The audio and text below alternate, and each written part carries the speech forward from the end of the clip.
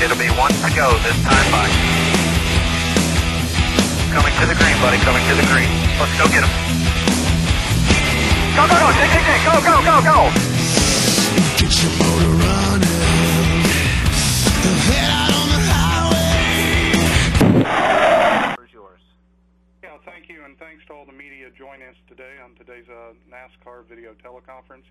Very special teleconference, very special guest, defending Daytona 500 champion Ryan Newman, driver this year of number 39 U.S. Army Chevrolet new team, Stewart-Haas Racing. Ryan, coming into Daytona, what's it feel like to be able to roll into the Speedway and be called the defending Daytona 500 winner? Well, I wish a year hadn't passed almost already, because it was pretty cool, and I'm ready to defend it, but I'm not sure I want to give up the title, because I got a 1 in 43 chance of doing that. But you know, it was a great win last year for myself, for Penske Racing, all the things that happened to us that night, just a dream come true, and I really look forward to coming back and defending my title with a different team, with the Stewart-Haas team and U.S. Army Chevrolet and Tony Stewart, and you know, just trying to put on another show for the fans. Absolutely. Thanks for that opener. We'll go to the media for questions now for defending Daytona 500 champion Ryan Newman. Certainly. The floor is now open for questions. If you have a question, please press *1 on your telephone keypad at this time. Questions will be taken in the order that they are received. If you're using a speakerphone, we ask that while posing your question, you pick up your handset to provide favorable sound quality. If at any time your question's been answered, you can remove yourself from the queue by pressing #. Again, ladies and gentlemen, if you have a question or comment, please press *1 on your telephone keypad at this time. Please hold while we poll for questions. Our first question is from Reagan Swan from NASCAR.com. Please go ahead. Hi, Ryan. Can you tell me, I'm doing a feature on Live Oak Plantation, and it seems to be like somewhat of a racer's haven. And Jim Gresham said that he really enjoyed his fishing trip with you, and you were super competitive. Just tell me a little bit about what you liked about the experience out there. Yeah, it's a great plantation, a great place to enjoy the outdoors. A couple great fishing holes he's got down there, which obviously I enjoy fishing, and some quail hunting and pheasant hunting as well. So for any outdoorsman or outdoorswoman to be able to go down there and spend some time, it'd be a great place. Jim's a great guy, and he's right. We were competitive. If it wasn't the biggest fish, it was the most fish, and we definitely enjoyed our time fishing together. Okay, thanks. You're welcome. Our next question is from Claire Lang from Sirius NASCAR Radio. Please go ahead. Hey, Ryan, how are you? Good, Claire. How are you? I'm good, thank you. I guess I'm going to ask you what changes that you've noticed or you know are coming up at Stewart-Haas Racing, how much you've been to the shop, and you know if anything is real different over there, what you've found as you've gotten started. Well, I have kind of spent some time vacationing, which I don't typically do, just because it is vacation time. Chrissy and I went to Idaho, do some snowmobiling through New Year's, and then came back and went on a little man trip, went hunting up in Illinois, and got back and doing a little bit of work this week. But just in general, Tony Gibson, Tony Stewart, Darian Grubb, all those guys, Bobby Hutchins are working on putting the family tree together. They've done a great job, in my opinion, so far.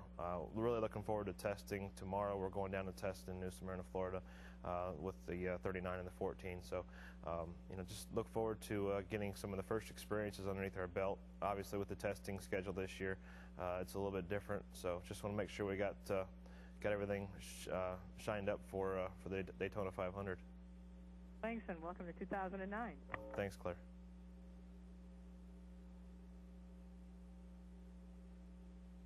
Our next question is from Keith Merritt from the Palm Beach Post. Please go ahead. Hey, Ryan, how are you? Good, how are you? Pretty good. Putting together a story on this Hot Rods and Reels tournament up at Daytona on the 13th. Yep. And had a chance to speak with Darrell Gwynn yesterday, actually, about it, and got a little bit of information from him. He actually mentioned that you and Tony are the two best fishermen he has out there. I've since had a chance to speak with Martin Truex. He strongly disagrees, but just wanted to get your thoughts on that tournament. I know you do an awful lot of work with your foundation, and you're involved with a lot of outdoor-related projects. Just kind of wanted to get your thoughts on the Hot Rods and Reels tournament, what makes it so special, and why it's something that you participate in each year. Well, two things. I'll have to agree with Martin Truex there. He did win our celebrity portion of the Ryan Newman Foundation fishing tournament, so he's got that feather in his cap. Tony wasn't there to try to beat him. Or actually, yeah, Tony was there, and he did beat us both. So the bottom line was Martin's one up on us right now. But Daryl Gwynn's Hot Rods and Reels deal is just it's a win-win for me. I really enjoy fishing, but I also like helping out and making a difference. And with what Daryl and his foundation does for the paralyzed people, and in specific some of the paralyzed kids that get to put a smile back on their face for the first time in a long time, that's what's really neat.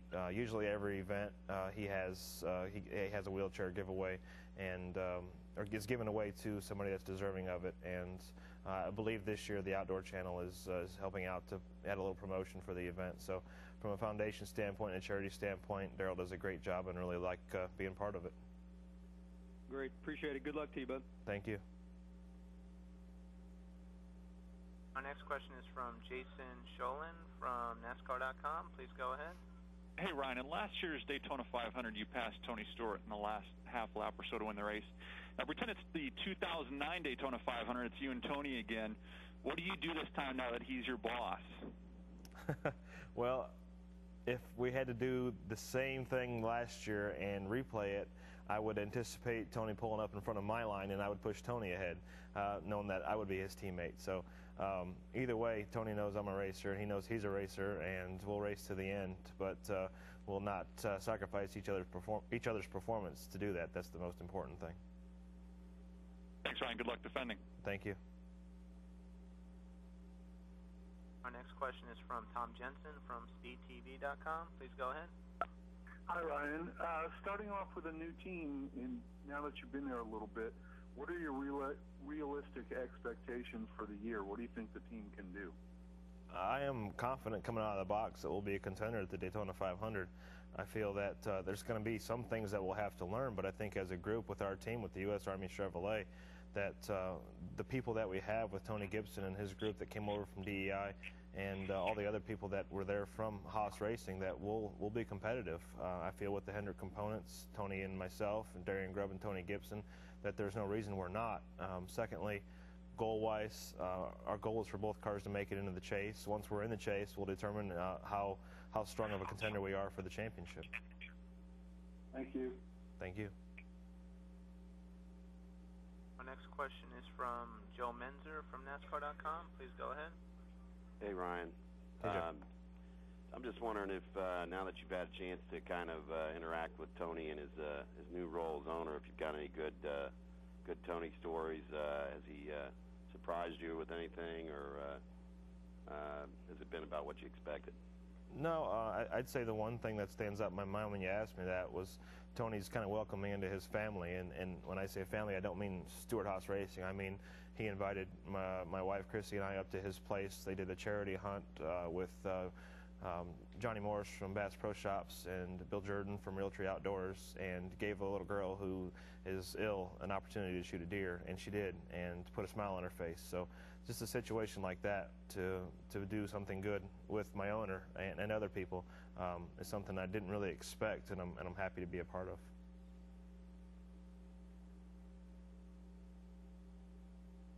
Our next question is from Godwin Kelly from the Daytona Beach News. Please go ahead. Hey, Ryan. You mentioned that you're going to be testing at New Smyrna Speedway this week. How much testing have you guys been able to do in the wintertime? We tested once at the Big Rockingham track, and just a one-day test, just to kind of get to meet and know each other on the radio as well as person to person. And this will be, I think, our last test before the season starts. So I don't think that there's a necessary need in testing to the point that we're going out there to make cars faster. I believe that as an organization and as a team, we can make the cars fast in the shop, be prepared to come off the truck, and without testing, be competitive.